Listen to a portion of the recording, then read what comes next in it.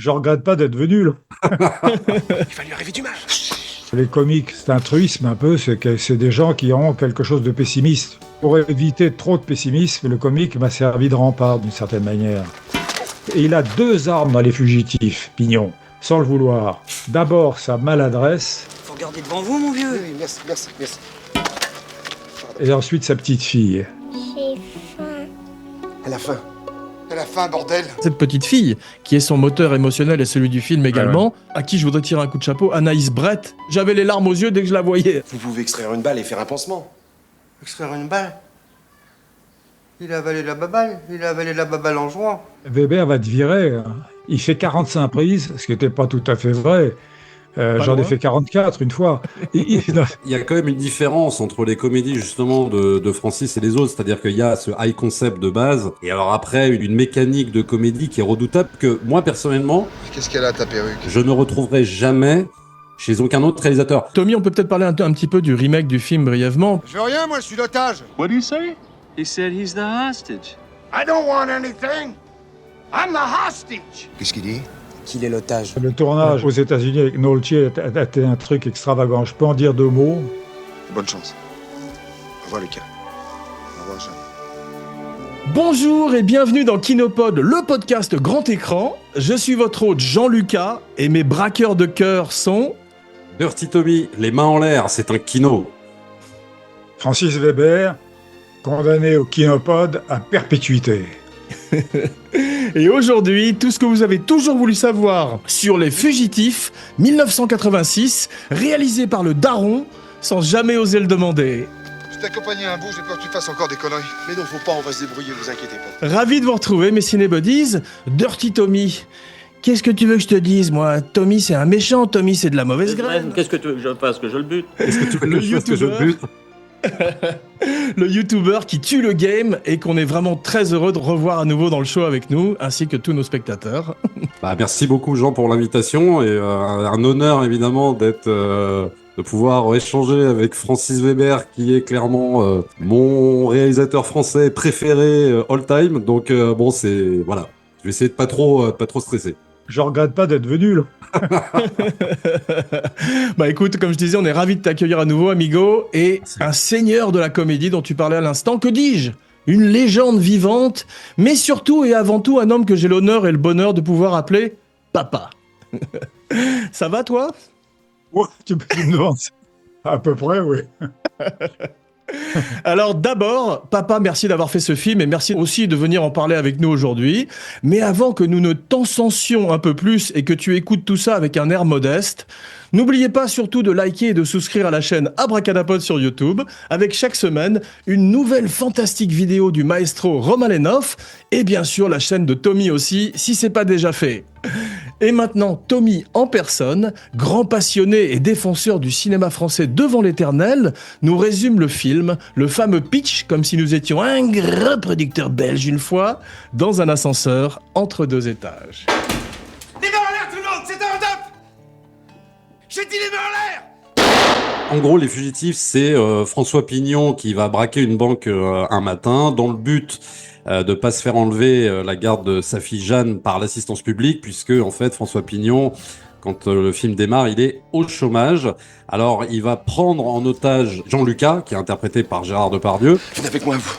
Donc qui est Jean-Lucas, un ancien repris de justice qui aimait bien lui braquer des bijouteries à l'époque. Il sort tout juste de prison, qui veut absolument se ranger à ce moment-là.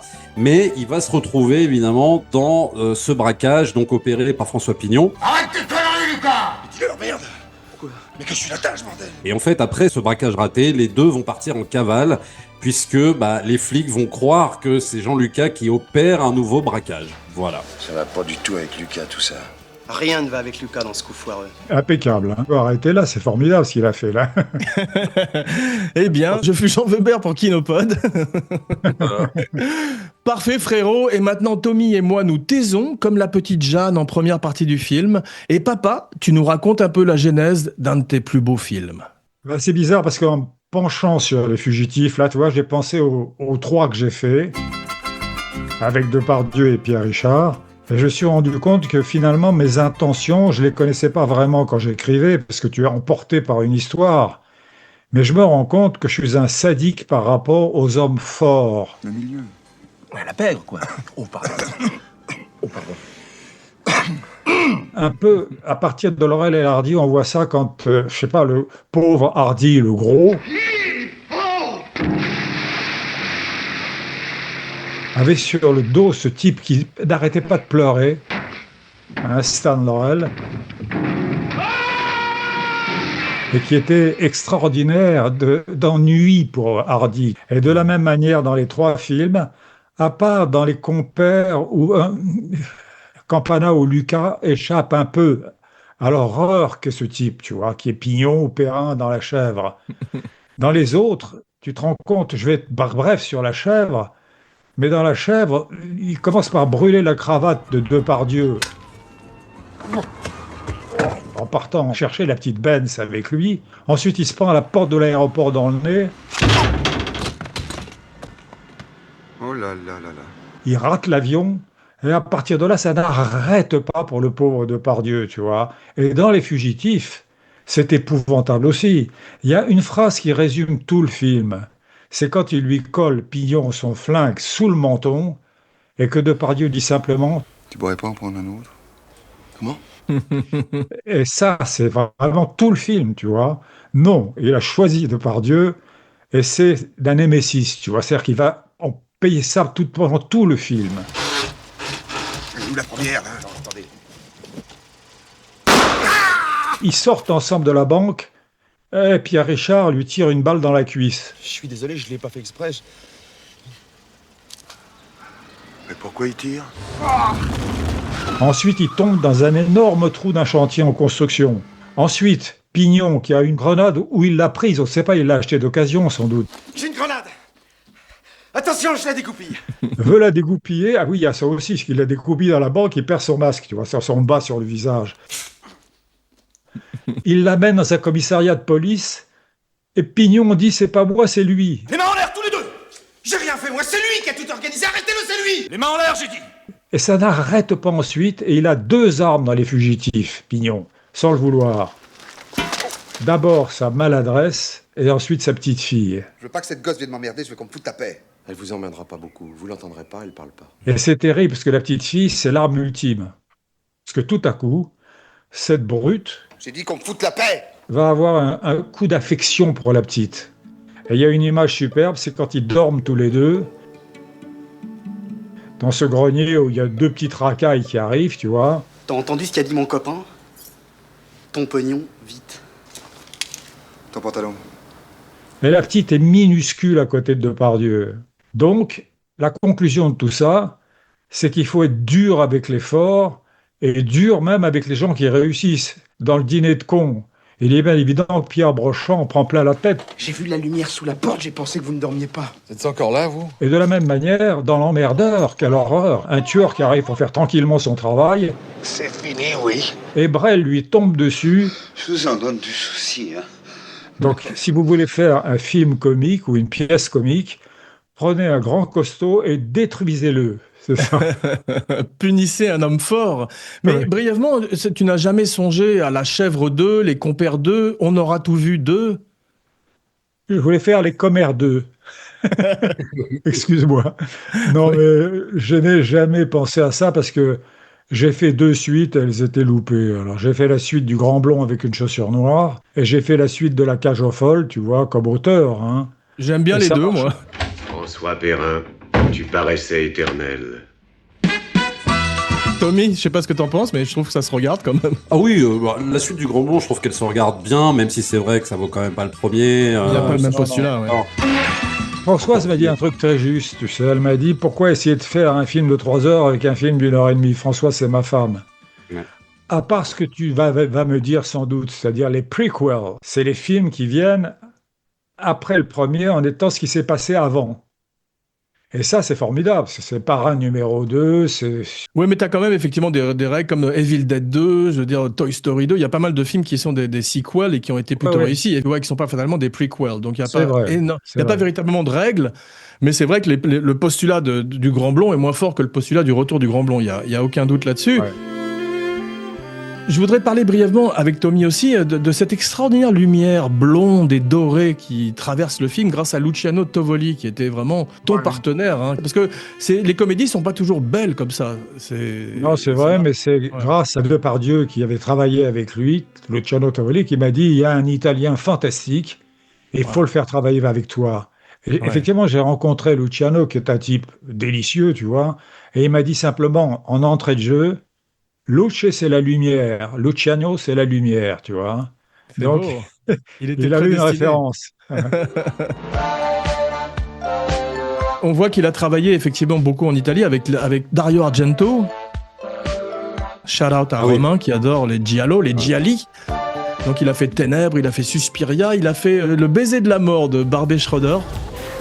Pour Nicolas Cage, je dis ça pour moi. Mais c'est vrai qu'il a une carrière incroyable. Profession reporter, c'est un type qui est exceptionnel et qui a... Et Pain et chocolat aussi. Pain et chocolat, bien sûr. Donc c'est un grand film, très grand film. Hein. Absolument. Et on peut parler, si tu veux, un peu, Tommy, du casting aussi. Parce que bon, on retrouve Pierre et Gérard au sommet de leur forme. Bon ben voilà. Ce film, c'est un petit peu l'apogée de ce couple, je trouve. C'est bon. Il y a une espèce de montée comme ça. Ouais. Est-ce que justement, Francis, est-ce qu'il t'est arrivé de penser à d'autres acteurs, pour le coup, pour Les Fugitifs, que Depardieu et Pierre Richard, où il fallait vraiment que ce soit eux, quand tu as écrit le script, tu pensais vraiment à eux? Ou alors tu pouvais te dire... Non, au départ, j'avais écrit La Chèvre pour Ventura et Villeray. Oui. Ventura, en cours de route, a lâché, comme ça, et il n'a pas confiance en moi. Et tout à coup, je me suis retrouvé sans personne. Alors, j'ai rappelé Pierre Richard, qui était en Tunisie, et j'ai cherché un homme fort. Et c'est là que Livy, Jean-Louis Livy, qui était mon agent à l'époque, qui est devenu producteur ensuite, m'a dit, il y a un acteur formidable qui est Depardieu. Et c'est comme ça que je les ai fait se rencontrer. Mais par exemple, pour Les Fugitifs, t'as tout de suite, quand tu écrives les scripts, tu les Tu voyais sais, quand tu es avec des gens, quand tu as une équipe qui gagne, tu ne remplaces pas. Laissez-moi tranquille. Je veux qu'on me laisse tranquille. Au départ, il voulait Patrick Bruel et Richard Berry, mais il a bien fait de changer d'avis. Non, je déconne. Mais en tous les cas, c'est vrai qu'ils sont absolument exceptionnels tous les deux. Et puis, on sent une alchimie. Par exemple, moi, j'aime beaucoup le film américain, le remake, qui est un des rares remakes un peu réussis de tes films, parce que tu l'as contrôlé de A à Z, et on va en parler un peu plus dans un instant. Mais aussi merveilleux soit Nick Nolte et Martin Short, ils n'ont pas l'alchimie de Pierre Richard et Depardieu, qui se connaissent depuis 3 films et qui travaillent merveilleusement. C'est Laurel et Hardy, là, tout d'un coup. C'est vraiment un couple tellement En même temps, moi, j'ai travaillé donc avec le Depardieu américain qui était Nick Nolte, tu vois. Ouais. Mais c'est pas pareil. C'est-à-dire que Nick Nolte n'a pas toutes les nuances, n'a rien de tout ça, tu vois. C'est-à-dire que c'est un grand acteur. Je suis pas sûr que Nick Nolte aurait pu faire Cyrano, alors que Depardieu aurait probablement pu faire 48 heures. Sûrement pas. Depardieu était un comédien, Nolte un acteur. Alors, autour de ces deux géants, on reparlera bien sûr encore d'eux après, tu as un énorme casting. C'est une petite fête, mais ça va très bien. Tommy, on voit des gens, tout d'un coup, tu as Michel Blanc qui fait un caméo, tu as Jean Carmé, tu as Maurice Barrier. D'où tu sors à cette heure-ci? Qu'est-ce que t'as fait ce soir? Juste une question pour Francis. Oui, Qu'est-ce bien qui fait sûr. que un matin, tu te lèves, tu as envie d'écrire, non plus sur la malchance ou sur une question de paternité comme dans Les Compères, mais sur 2 personnes qui vont devenir fugitifs et qui vont fuir la police? Tu peux pas t'en sortir avec ces 2 minables. T'as aucune chance, Lucas. J'ai dire, la chose la plus mystérieuse pour un auteur, c'est comment lui viennent les idées, en fait. Moi, j'étais toujours en recherche de situations. Un homme comme Audiard était en recherche de dialogue, c'est-à-dire qu'il fallait qu'un scénariste lui fasse l'architecture de la maison pour qu'il colle son papier à fleurs. C'est bien la première fois qu'il fait des étincelles avec sa bite. Mais moi, il fallait que je trouve une situation, ce qui fait que je me dis tout à coup, en me levant le matin comme ça, et si un gangster amateur kidnappait un gangster professionnel? Connard. Comment? Je dis connard. Le postulat se met en 2 mots, tu vois. Le jouet, si un petit garçon milliardaire achetait un journaliste. Je faisais un reportage au magasin et votre fils a tenu absolument à me ramener ici. Une femme dont le fils a fait une fugue choisit 2 de ses anciens amants pour aller le chercher en prétendant qu'il est leur père. Qu'ils sont son père. Pardon. Bah, trouvez une formule, je sais pas, moi, dites-lui, nous sommes ton père. Tu peux continuer à nous pitcher tous tes films pour le gros producteur belge que je suis. J'adore ça.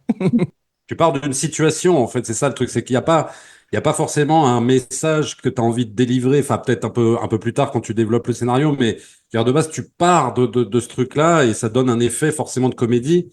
Comme tu disais, Oui, mais si de un toute façon, je veux concert- dire, le message, tu le délivres à ton insu. Il y avait une histoire de Paul Valéry, qui était un grand poète du siècle dernier, qui était là à une conférence sur son œuvre à la Sorbonne. Et le conférencier a trouvé à Valéry une quantité d'intention qui a fait que quand il est sorti de la salle, j'ai jamais pensé à tout ça, moi. C'est-à-dire que quand on te prête sur le jouet le fait que tu as des films sur la paternité, tu vois, comme Les Compères. Ouais. Et probablement, c'est vrai que j'ai eu un rapport difficile avec mon père. Et tout à coup, je cherche ça. Mais c'est pas au départ que je me dis, tiens, je m'en fais faire un truc sur la difficulté d'être père, tu vois. D'accord. Voilà. C'est la question, voilà, c'est ça que je voulais savoir, c'est que t'as pas forcément ce truc à dire dès le départ, mais c'est plus une situation de comédie qui va engranger après derrière tout ça, quoi. Voilà, exactement. Et à ton insu, presque. Oui. Tu as donc ces films, comme tu dis, comme des citrons que tu presses, ces high concepts, ces postulats très forts qui sont ce que tu appelles, ce que tu as appelé souvent dans ta carrière, des films qui sont des panneaux indicateurs, qui t'indiquent un petit peu la voie à suivre et après il faut travailler, suer sang et eau devant ta feuille. C'est très, très dur. En fait, je disais dans mes mémoires que ce qui est le plus difficile dans la construction d'un film, c'est la construction, en fait. Ouais. Ce qu'ils appellent ici la structure. Parce que je disais que construire un film, c'est essayer de tracer une route dans un paysage qui n'existe pas encore. Donc, à partir de ce moment-là, tu peux faire des routes qui vont nulle part, sans arrêt. D'où la formule écrire, c'est réécrire. C'est vrai. Ouais. Tommy, on peut peut-être parler un petit peu du remake du film brièvement. Je t'écoute, qu'est-ce que tu veux? Je veux rien, moi, je suis l'otage. What do you say? He said he's the hostage. I don't want anything. I'm the hostage. Qu'est-ce qu'il dit? Qu'il est l'otage. Il se fout de ma gueule ou quoi? Parce que c'est intéressant. C'est un des exemples de remake qui est quasiment presque plan par plan. On reconnaît des plans qui sont les mêmes.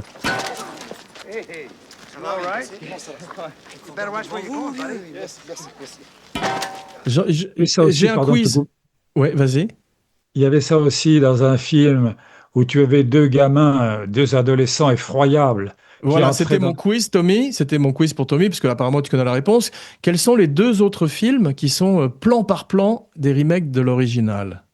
Alors, il y a Psychose de Gus Van Sant. Ça, c'est le premier. Et alors, en autre classique, remaké plan par plan, alors là, j'avoue que... Francis t'a donné un indice avec 2 jeunes qui arrivent dans une maison habillés comme des golfeurs. C'est Funny oui, Games. Funny Games. Voilà. Funny Games. D'accord, oui, oui, oui. Exactement. Il y avait aussi il y Exactement. avait aussi un film de Max Pécasse, tu sais.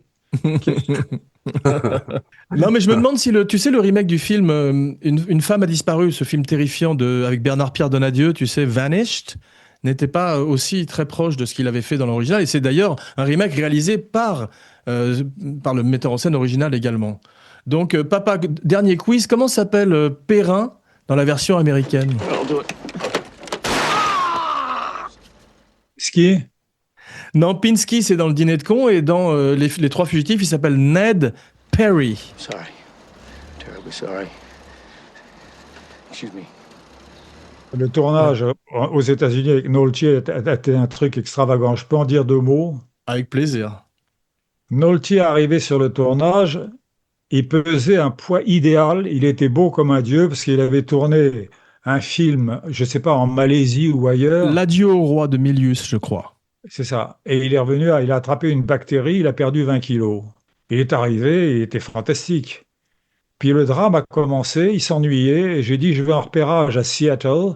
Il me dit, je peux venir avec toi? Je dis oui. On arrive au restaurant, je prends une salade, et lui, il prend un plat de côte de porc sur lequel on met de la confiture en Amérique, tu vois. Mais un plat, alors gigantesque. Et il se met à bouffer. J'ai dit, oh là là, danger. Et effectivement, il y a à un moment donné un plan où il entre dans la banque. Excuse me, new accounts, please. Thank you. Il y a le hold-up et il ressort de la banque. Il entre avec 30 kilos en moins et il ressort avec 30 kilos en plus. C'était pas raccord, comme on dit dans le cinéma. Dernier détail, pendant le tournage, il avait un Vietnam vet, un vétéran du Vietnam qui était son entourage. Ils partaient tous les deux au bar, ils buvaient lui une triple vodka et un verre de tequila. J'ai pas compris le verre de tequila, tu peux te tuer avec une triple vodka, et c'était toute la nuit. Et quand il arrivait le lendemain matin, il arrivait poussé par le Vietnam vet sur une civière roulante parce qu'il avait mal au dos. Il voulait pas s'asseoir.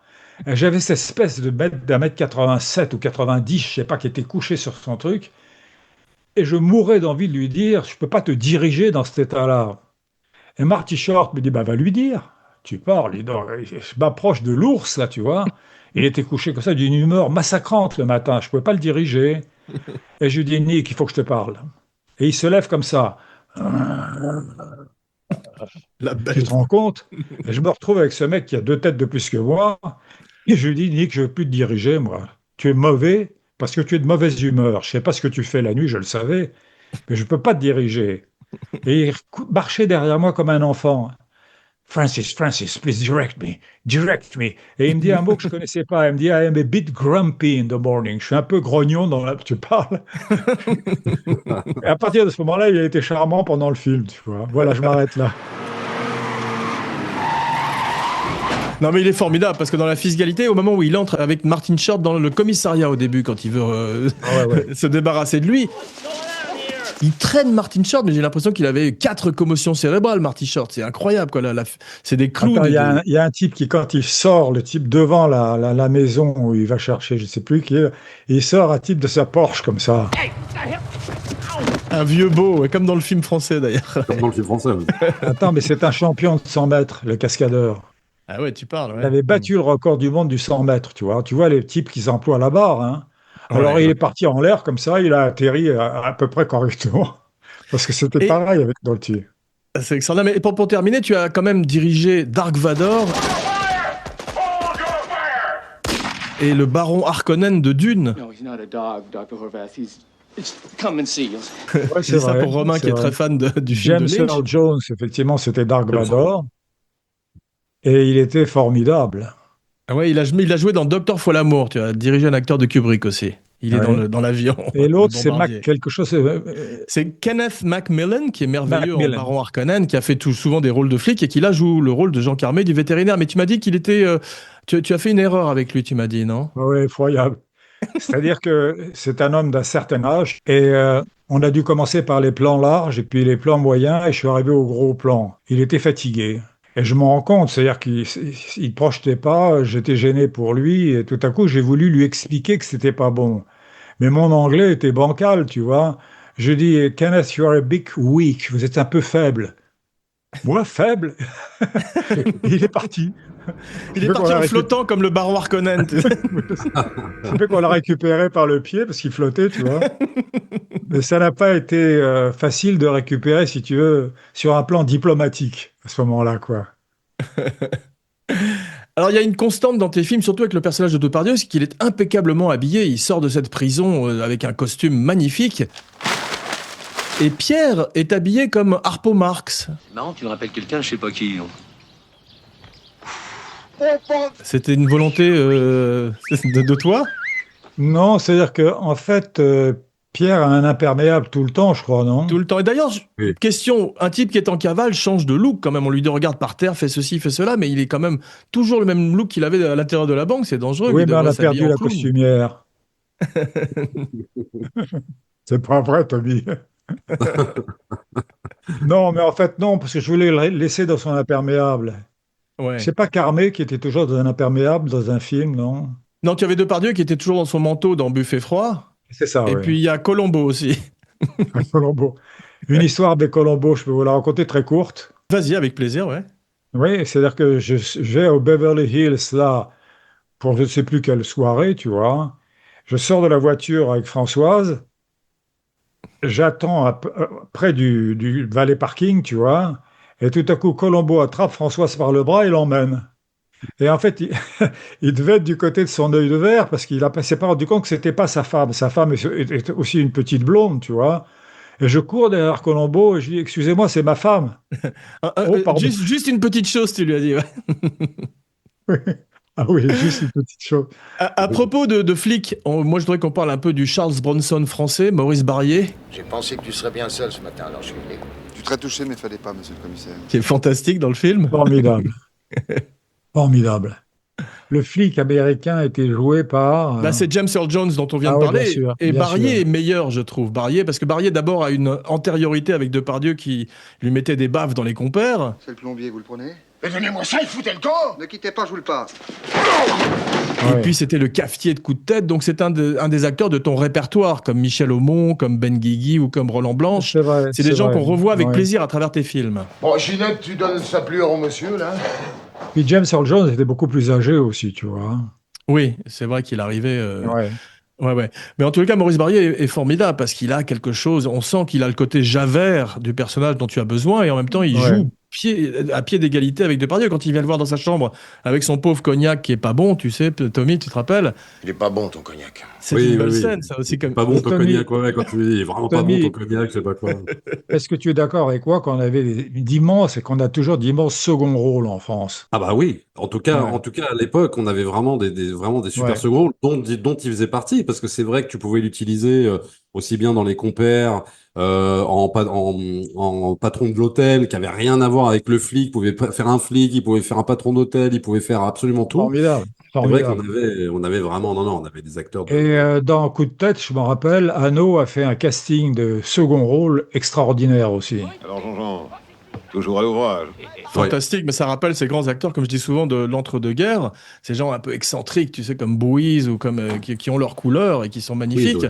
Je vous renverrai mon slip par la poste. Madame la Présidente. Et mes chaussettes.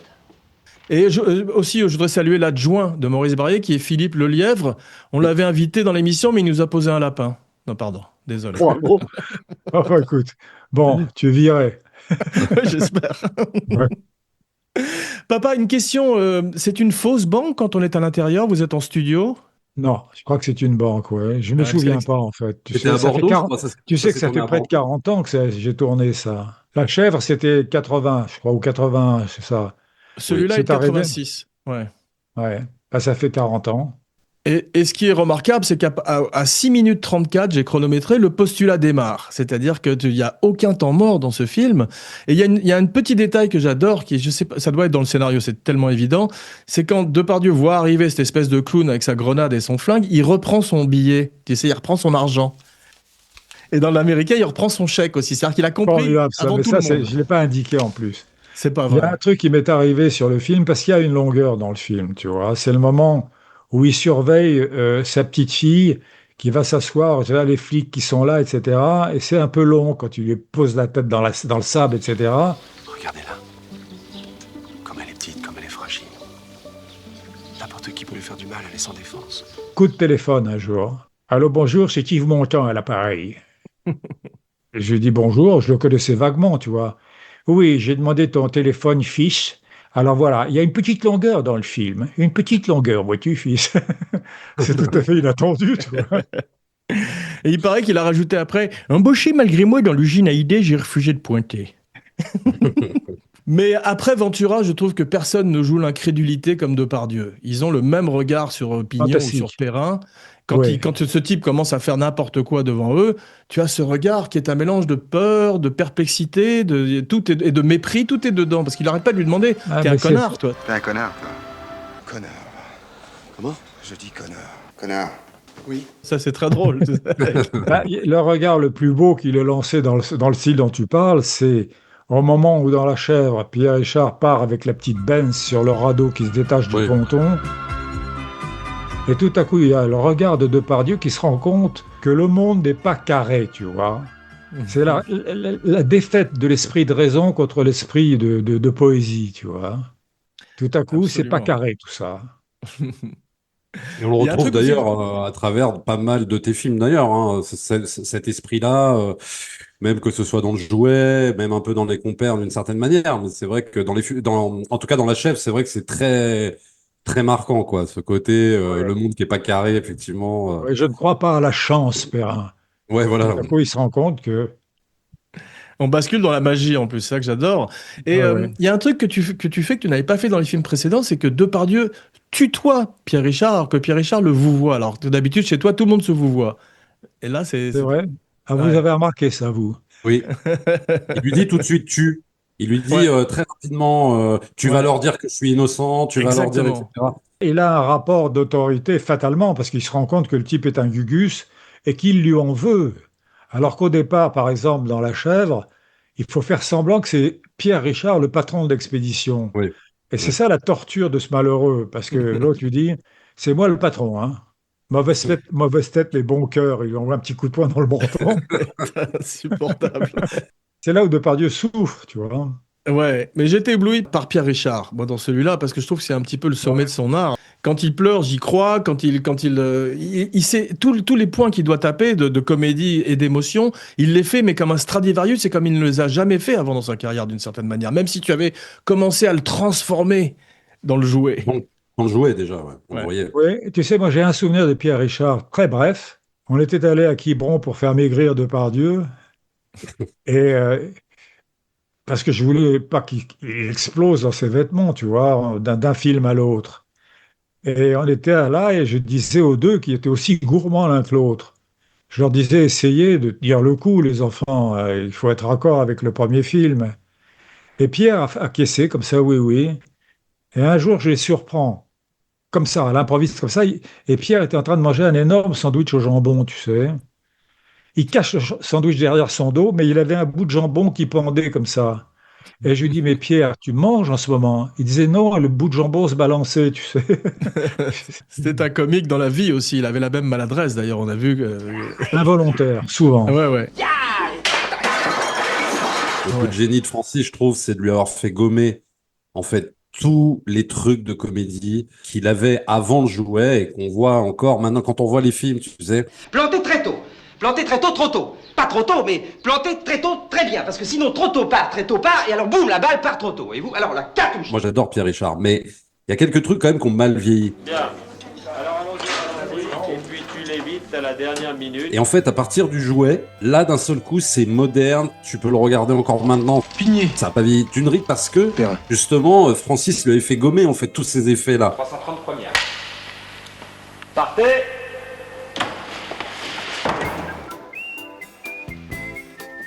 En fait, il ne jouait pas la situation quand il commençait à courir avec les genoux hauts, quand il commençait à bredouiller, etc. Il cherchait son comique à lui. Plus tu chercheras à sauter désinvolte, et plus ça sera drôle. C'est-à-dire que c'est le type qui ne veut pas montrer qu'il peine dans ce genre de choses. Parce que plus tu peines, et plus t'es pathétique. Décrochez-moi ce putain de sac, bordel! Décrochez-moi ça, je fais tout sauter! Ah oui, coupé, ça c'est différent, tu vois la différence? Et il y avait un choc entre les deux, le mien et le sien. Et j'ai commencé à lui dire, essaye de ne pas faire tout ça, tu vois. Il a eu du mal à accepter ça au départ De ou... prise en pire, et chaque prise, il fallait le corriger. En fait, on a beaucoup ri de toi, Pignon, dans la vie, tu vois. Et là, tu veux pas qu'on se marre. Alors donc, c'est ça qu'il faut que tu gardes dans la tête. On est prêt? Et à la fin, il a compris. Ça m'a fait penser un peu au travail que Peter Weir fait avec Jim Carrey sur le Truman Show, tu sais, où il commence à le remodeler d'une autre façon et supprimer un peu ces tics qu'il avait dans le passé. C'est normal, tu sais, Carré est un immense comique, malheureusement. Pierre un peu, aussi. un peu dépressif, Richard aussi, mais un ouais. immense comique. Et surtout que ça devait pas être évident de dire à Pierre Richard en fait, de le remodeler un peu parce que lui-même, Pierre Richard, était metteur en scène. Il avait déjà réalisé... Bien sûr, il a fait Les Malheurs d'Alfred. Voilà. Et Le Distrait, je crois aussi. Et, Oui. et ça devait pas être évident non plus de lui donner des indications, sachant que lui-même, il était metteur en Non, scène. c'était pas évident, effectivement, parce qu'il avait l'impression que je lui retirais ses atouts, en fait. Voilà. Et ce que dit Tommy est vrai, c'est que ça vieillit comme du bon vin. Le fait que moi j'ai revu le film, il n'a pas pris une ride, alors qu'effectivement certains films précédents qui sont un peu plus burlesques entre guillemets ont des morceaux bravo merveilleux, mais ont un peu plus vieilli que celui-ci. Ouais. C'est d'autant plus inattendu que je suis arrêté de boire, écoute. Il y a un truc qui m'a beaucoup intéressé, c'est que, bon, j'ai revu, pour l'émission, j'ai revu La Grande Vadrouille il n'y a pas longtemps, et Bourvil se prend toute une série de tartes de Funès, et à un moment, C'est Bourvil qui met la tarte. Si les flics m'arrêtent, je vous enfonce, je vous charge au maximum. Je sais que c'est dégueulasse, mais je le ferai quand même, parce que la seule chose qui compte pour moi, c'est ma petite fille. Et là, c'est pareil avec Pierre. Il y a des moments où il devient l'alpha aussi, et il n'est pas toujours le personnage faible de l'équation. Ça, c'est un C'est truc... la scène des coups de tête. La Ouais, scène c'est des ça. coups de tête. C'est ça, mais là, effectivement, à un moment, je crois, je sais plus, il remet une gifle à Depardieu, il y a quelque chose où il lui tient tête, grâce à cette petite fille, On va partir tous les deux, dans un beau pays plein de soleil. qui est son moteur émotionnel et celui du film également, Elle a pas ouvert la bouche depuis 3 ans, puis la mort de sa mère. à qui je voudrais tirer un coup de chapeau, Anaïs Brett, On va te planter une aiguille dans le bras, si tu ne manges pas, ça va te faire très mal. Vous pouvez nous laisser seuls un instant? qui est une arme secrète, là, extraordinaire, parce que Fantastique. j'avais les larmes aux yeux dès que je la voyais, elle n'a même pas besoin de dire quoi que ce soit. C'est extraordinaire parce que c'est un coup de bol, Tommy, de trouver un enfant. Dans la mesure où tu peux avoir 10 qui sont mauvais, et brusquement, c'est extraordinaire, tu vois. Il y a un truc qui est bouleversant, c'est le premier regard entre Jeanne et Jean. Tu sais, quand elle voit Lucas pour la première fois, et qu'après, elle lui amène ce verre d'eau. Vous pouvez extraire une balle et faire un pansement. Extraire une balle? Il a avalé la baballe en jouant. Et tu as toujours en plus Carmé qui apparaît derrière, tu vois, avec sa nourriture pour chien. Il y a un truc qui est très drôle, c'est quand Carmé dit « vaudrait mieux le piquer ». En parlant de Depardieu. Ouais. C'est un numéro de clown incroyable. Là. Il avait eu du mal à trouver le personnage, ou il croyait qu'il n'était pas content de ce qu'il faisait, ou il y avait quelque chose avec Carmé. C'est non dégoûtant ce qu'ont fait les deux autres. Non, là, tu y es plus, là, pour l'instant. Ils le terrorisaient. Et disait, tu sais, Weber va te virer. Hein. Il fait 45 prises, ce qui n'était pas tout à fait vrai. J'en ai fait 44 une fois. Non, Alors s'il vous plaît, monsieur Martin, examinez-le, c'est urgent. L'examiner, je saurais plus. C'est quoi comme race? C'est pas un chien, monsieur Martin, c'est... Venez voir. Il va chier partout encore. J'ai plus de femme de ménage, moi. Il est très propre. Coupé, mais tu m'as refait plaintif, là. Ah oui, merde, oui. Tu peux pas essayer Sorti entraîné, là. Ben oui, mais faut pas. en tout cas, il va te virer parce que tu es pas bon là en ce moment. Et je te jure, il leur téléphonait dans la nuit en disant « J'étais mauvais là ». Tu vois, comme ça. Tu vas me chier partout, merde. Ah, c'est dommage, c'était bien. Mais t'es pas loin, tu le tiens Non, là. c'est- 40 je prends le 4e. C'était effrayant. Mais cela dit, ce qu'ils ont fait, je l'ai raconté sans doute, quand ils se sont mis à péter tous les trois oui,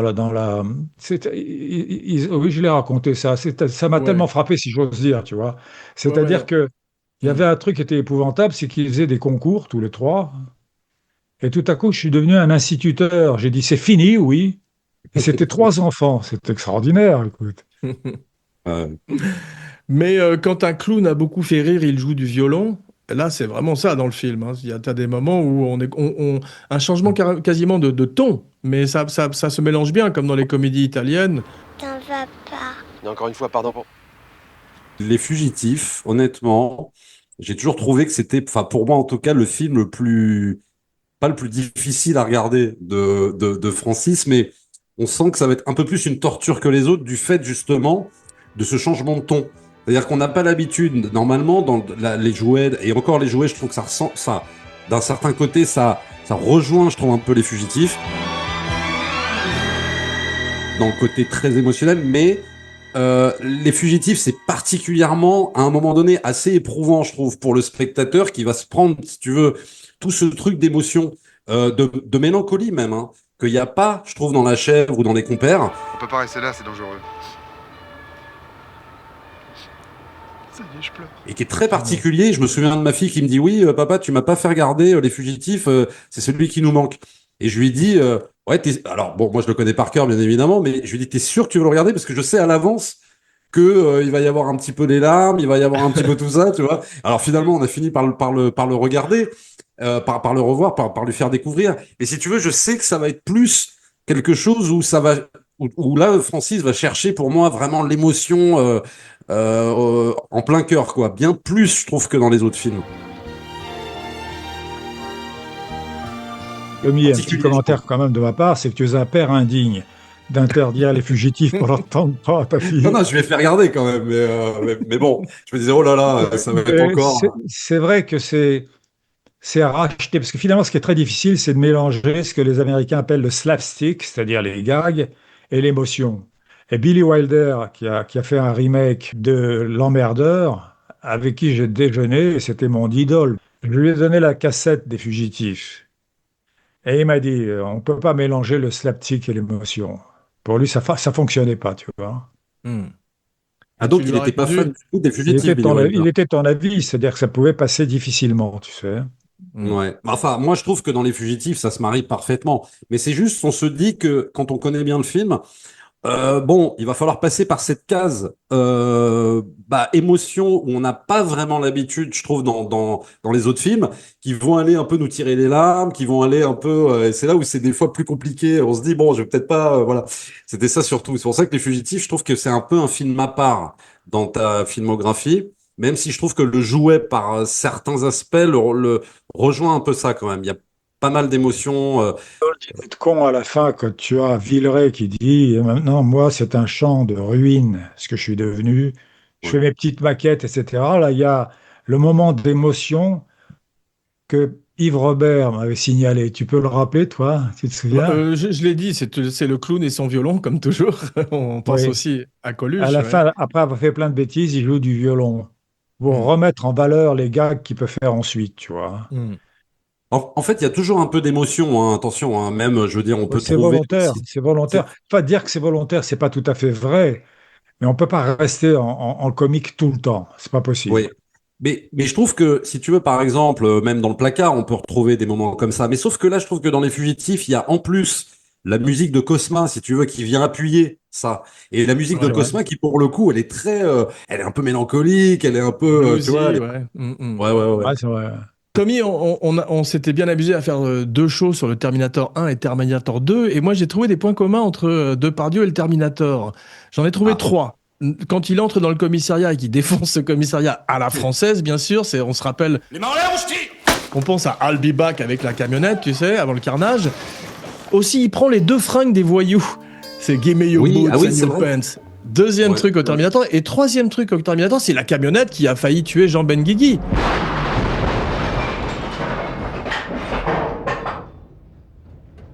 Donc, est-ce que c'est un film que tu aimes bien, le Terminator, papa?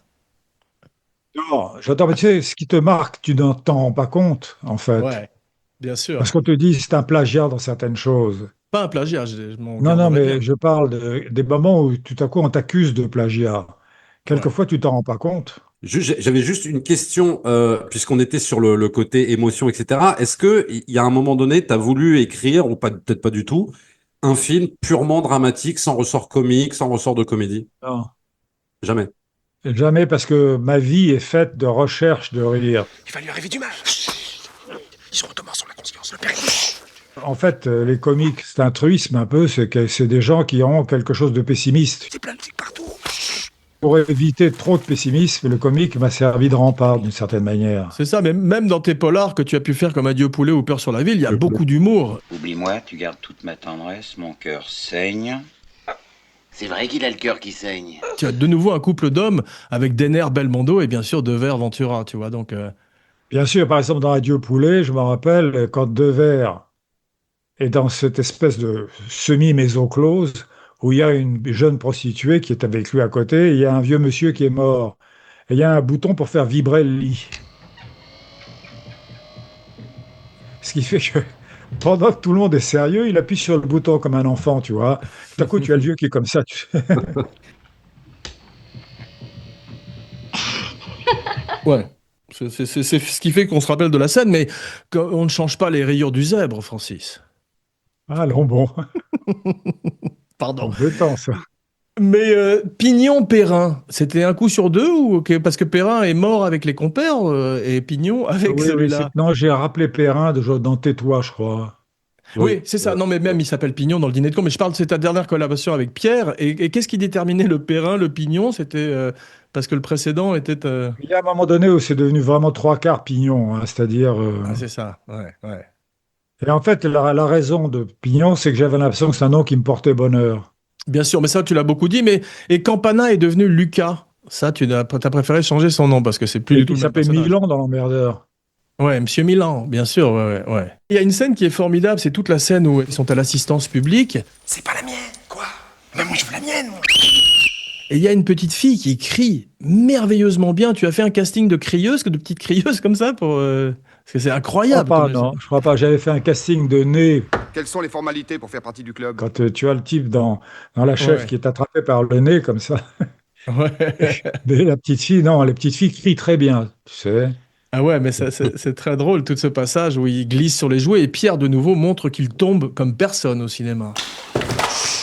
Et Michel Blanc, donc dans un quasi-caméo, j'en ai parlé en début d'émission, mais ça c'est fantastique tout d'un coup d'avoir un acteur de cette classe. Docteur, qu'est-ce que vous faites? Je prends ma tension, je me sens pas bien du tout. Ah bah non, ça va. Un lead, tu vois, arriver, faire une journée, c'est Il a difficile de faire. refusé, il a refusé un cachet. Ah ouais. Il n'a pas voulu être payé, ouais. Waouh. D'accord. Mais c'est très dur, papa, pour un acteur d'arriver comme ça une journée ou deux sur un film, tu vois, comme par exemple tu as Secaldi dans Le Jouet, il est exceptionnel. Tu as Michel Aumont dans Le Jouet aussi. Ils ont Oui, une mais je suis scène. pas d'accord. Pardon de te couper, mais je suis pas d'accord avec toi. Par exemple, Carmé a seulement mieux. 3 jours Ouais. dans les Fugitifs. 3 jours. Ah non, je suis d'accord que tu peux faire ta marque, parce que tu vois, Bien sûr. Ned Beatty a gagné un Oscar pour une scène dans Network de 5 minutes. Simplement, ce que je veux dire, c'est que c'est compliqué pour l'acteur qui arrive dans une famille qui est déjà formée et il doit performer que tout d'un coup comme ça et repartir. Sam Rockwell a eu beaucoup de mal sur son monologue du White Lotus. Il a demandé à préparer des antisèches partout et il n'en a pas eu besoin. Donc c'est vrai que c'est ça, je salue les acteurs qui arrivent comme ça en invité, en guest star et qui arrivent quand même à faire un truc exceptionnel dans un film et Il n'a pas une s'intégrer. guest star. Par exemple, dans Le Grand Blanc avec une chaussure noire, Carmé Ouais. devait être 3-4 jours là-dedans. Il est fantastique. Ouais. Ouais, Tu disais qu'on ne lui parlait que du vétérinaire et du grand blond par la suite. exactement. On lui disait, il me dit, les 2 films dont on parle le plus, c'est ces 2-là, tu vois. Il dort toujours, j'aime pas ça. Ah, il se réveille. Mais non, c'est dehors, ça. Alors qu'il restait quelquefois tout le tournage et que ça passait inaperçu. Mais ça m'a fait plaisir de retrouver Depardieu et Michel Blanc après tenue de soirée, tu sais, j'avais l'impression Ah oui. qu'ils allaient s'embrasser. Ce qui est drôle, c'est quand il tape sur le stéthoscope comme ça. Qu'est-ce que c'est? C'est rien, c'est moi. Mais arrêtez, merde, ça fait très mal. C'est dans le C'est un script, ça immense acteur blanc. Hein. C'est dans le script, le stéthoscope? Oui, bien sûr. Ah, Bien sûr. formidable.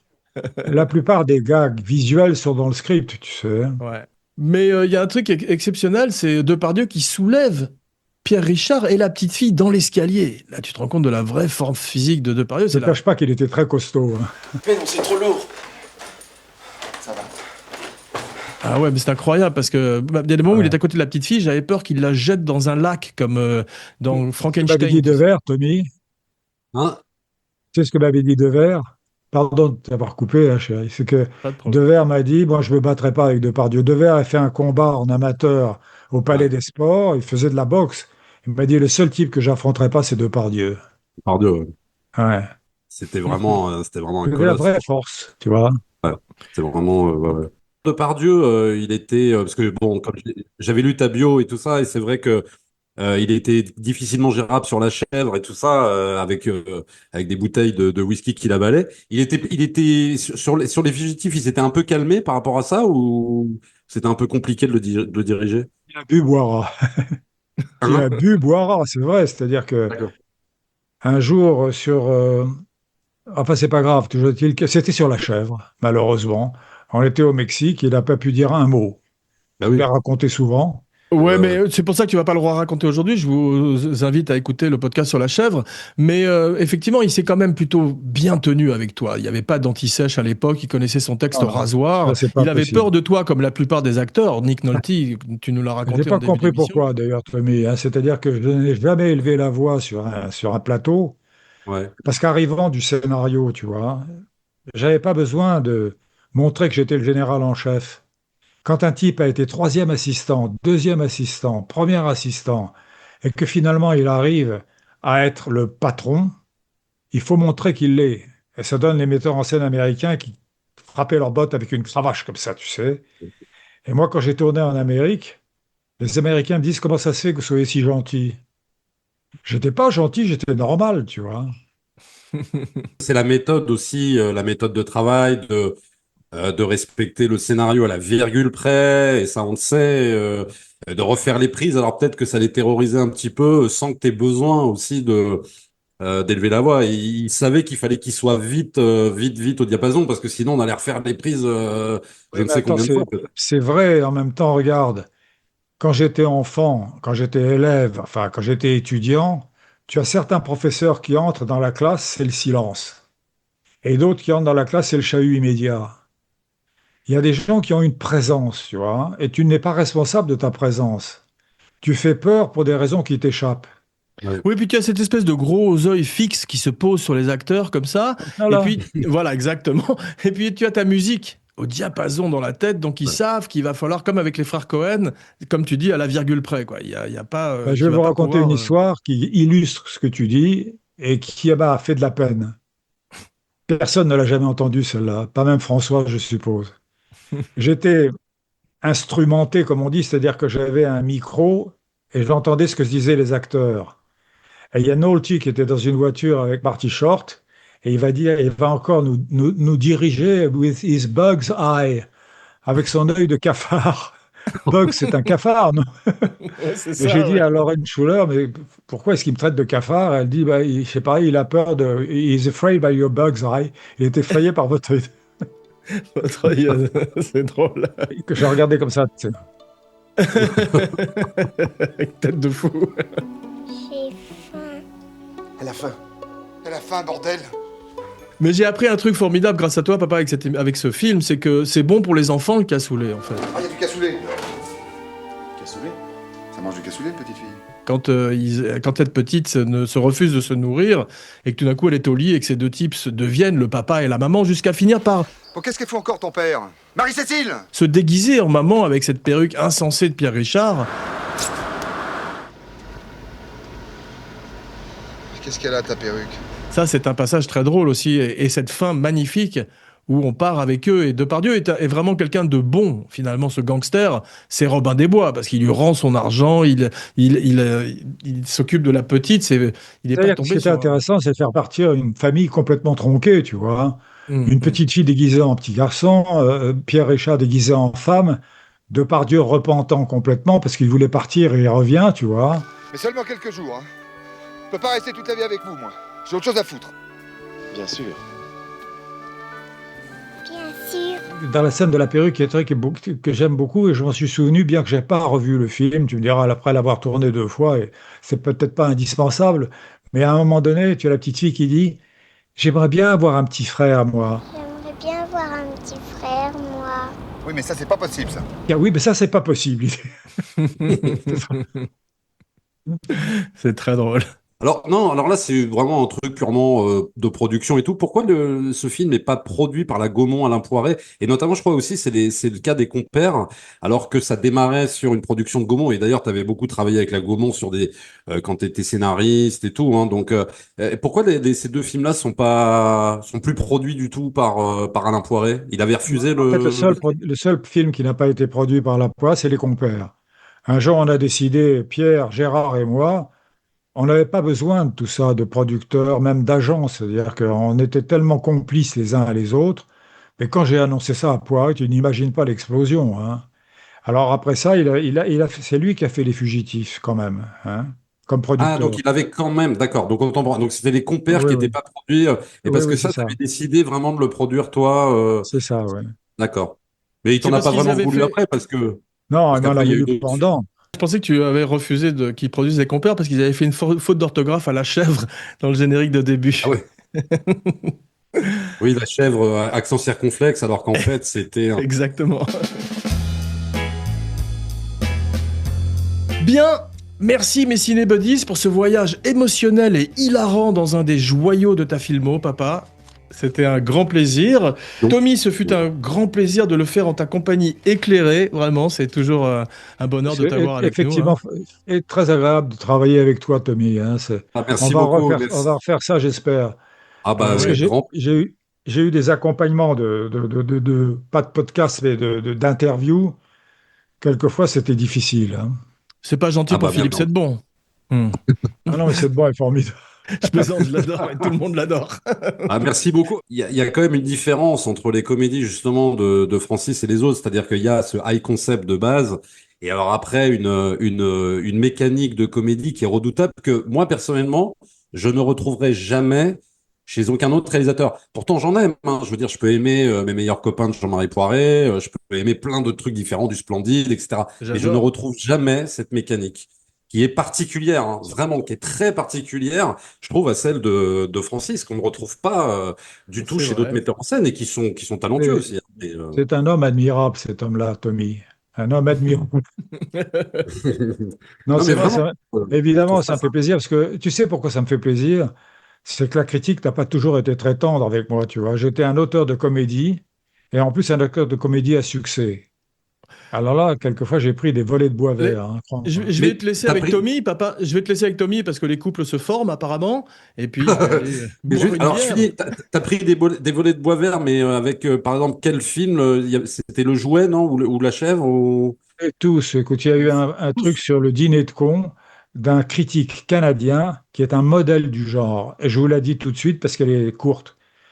Je ne vais jamais voir ce genre de film, ça commence comme ça. Mais un dimanche, il pleuvait. Et je me suis autorisé à aller rire éventuellement. C'était ce ton-là, tu vois. Il raconte le film, le dîner de cons, et il termine par Je dois avouer que j'ai ri à tous les instants à ce film au demeurant fort médiocre. Ah, d'accord. C'est Ok. ça. Il a été invité le mercredi suivant à un dîner. Bravo. Et alors, juste encore, dernière question. Qu'est-ce qui s'est passé après L'Emmerdeur version 2008? C'est-à-dire, t'as voulu, parce qu'il n'y a plus de réalisation après. Après 2008, je me suis mis à vivre, manger À des loukoums boire. toute la journée. Ouais. En fait, non, c'est faux. Après 2008, j'ai quand même écrit, tu vois, il me semble, non? Du théâtre, Ben, des beaucoup de pièces de théâtre en théâtre, fait. bien Du sûr. Ouais, théâtre, c'est du ça. théâtre. Voilà. Mais Bien plus, sûr, mais ouais. plus de réalisation au cinéma, c'était fini, quoi. Non, non, non. T'en as eu En fait, marre? Il y a eu. c'est très dur, non, une réalisation, c'est très dur physiquement, tu vois.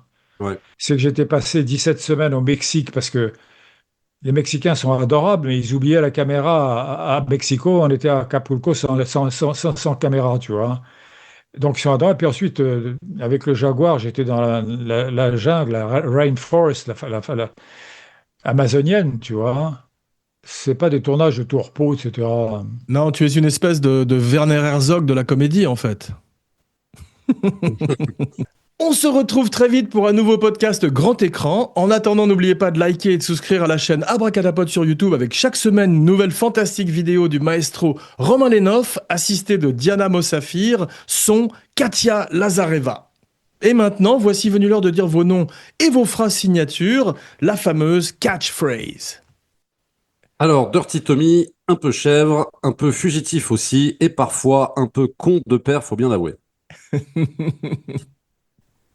Je dis à Francis Weber, heureux de me rajeunir avec des gens comme vous. Parfait, je suis Jean Weber pour Kinopod, le podcast en cavale. Et maintenant, breaking rocks in the hot sun. I fought the law and the law won. I fought the law and the law won. I needed money cause I had none. I fought the law and the law won. I fought the law and Kino won.